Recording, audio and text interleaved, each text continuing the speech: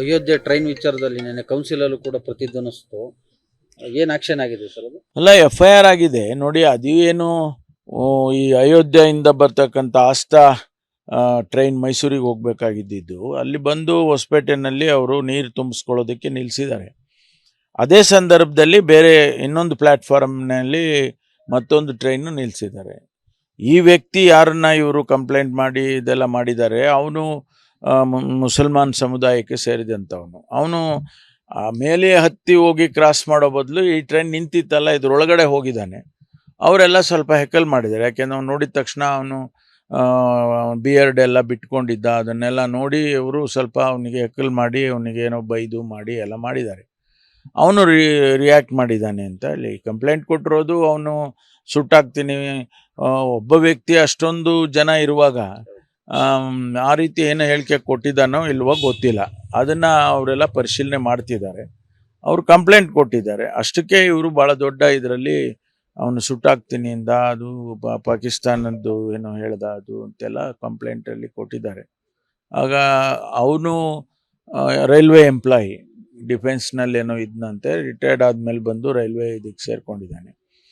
ಹಾಗಾಗಿ ತನಿಖೆ ಮಾಡ್ತಾ ಇದ್ದಾರೆ. FIR ಆಗಿದ್ದಾರೆ. ನಾವು ಬಿಟ್ಟು ಕಳಿಸೋದು ಅಂತಂದರೆ ಅವ್ನು ಎಂಪ್ಲಾಯಿ, ರೈಲ್ವೆ ಎಂಪ್ಲಾಯಿ ಇದ್ದಾನೆ. ಅವನ ಮೇಲೆ ಸ್ಟೇಷನ್ ಬೇಲ್ ಅಂತ ಕೊಡ್ತಾರಲ್ಲ, ಅವನು ವಾಚ್ ಮಾಡ್ತಾರೆ. ಅವನೆಲ್ಲೂ ಹೋಗ್ದಂಗೆ ಹೇಳಿರ್ತಾರೆ. ಅಷ್ಟು ಬಿಟ್ಟರೆ ಬೇರೆ ಏನು, ಅದನ್ನು ಭಾಳ ದೊಡ್ಡ ರೀತಿಯಲ್ಲಿ ಅದನ್ನು ಅವರು ಪ್ರತಿಬಿಂಬಿಸಿದ್ದಾರೆ ಭಾರತೀಯ ಜನತಾ ಪಾರ್ಟಿ. ಸರ್, ಇಂಥ ಬಿಜೆಪಿ ಇಂಥ ಭಾವನಾತ್ಮಕ ಅಸ್ತ್ರಕ್ಕೆ ಕಾಂಗ್ರೆಸ್ ಎಲ್ಲ ಕೌಂಟರ್ ಕೂಡ ನೋಡಿ. ಅವರು ಇಲ್ಲಿಯವರೆಗೆ ಅಭಿವೃದ್ಧಿಯ ಬಗ್ಗೆ ಏನು ಹೆಚ್ಚು ಮಾತನಾಡ್ತಾ ಇಲ್ಲ. ಅವ್ರು ಮಾತನಾಡ್ತಾ ಇರೋದು ಬರೀ ಭಾವನಾತ್ಮಕವಾದ ವಿಚಾರಗಳನ್ನು, ಜನಗಳ ಮನಸ್ಸಿನಲ್ಲಿ ಒಂದು ರೀತಿಯಲ್ಲಿ ಇಂಥ ದ್ವೇಷ, ಅಸೂಯೆ, ಬೇರೆ ಸಮುದಾಯದವ್ರನ್ನ ದ್ವೇಷಿಸ್ತಕ್ಕಂಥದ್ದು, ಈ ರೀತಿ ಪ್ರಚೋದನೆ ಮಾಡ್ಕೊಂಡು ದೇಶ ಉಳಿಯೋದಿಲ್ಲ ಇದು. ಹಾಗಾಗಿ ಇದು ಒಳ್ಳೆಯದಲ್ಲ, ಒಳ್ಳೆ ಬೆಳವಣಿಗೆ ಅಂತೂ ಅಲ್ಲ. ಕಾನೂನಿದೆ, ದೇಶದಲ್ಲಿ ಕಾನೂನಿದೆ. ಯಾರಾದರೂ ತಪ್ಪು ಮಾಡಿದ್ರೆ ಕಾನೂನು ಪ್ರಕಾರ ಕ್ರಮ ತಗೊಳ್ತಾರೆ. ಹಿಂದೆ ಎಲ್ಲ ನಡ್ಕೊಂಡು ಬಂದಿಲ್ವಾ? 75 ವರ್ಷ ಇಂಡಿಪೆಂಡೆನ್ಸ್ ಆದಮೇಲೆ ಈ ದೇಶ ನಡ್ಕೊಂಡು ಬಂದಿದೆ. ಅದನ್ನು ಈಗ ನಾವು ಈ ರೀತಿ ದ್ವೇಷದ ಭಾವನೆಯನ್ನು ಮಾಡ್ತಕ್ಕಂಥದ್ದು ಸರಿ ಕಾಣಿಸಲ್ಲ. ಅಯೋಧ್ಯೆ ಟ್ರೈನ್ ವಿಚಾರದಲ್ಲಿ ನೆನ್ನೆ ಕೌನ್ಸಿಲಲ್ಲೂ ಕೂಡ ಪ್ರತಿಧ್ವನಿಸ್ತು.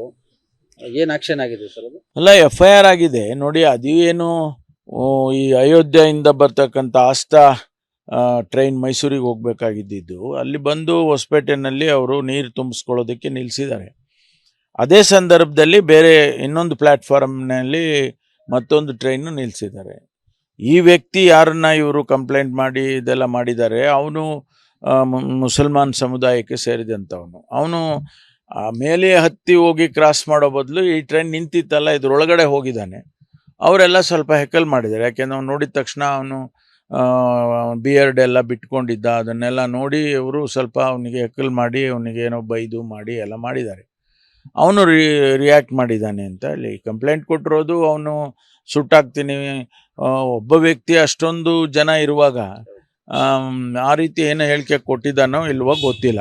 ಅದನ್ನು ಅವರೆಲ್ಲ ಪರಿಶೀಲನೆ ಮಾಡ್ತಿದ್ದಾರೆ.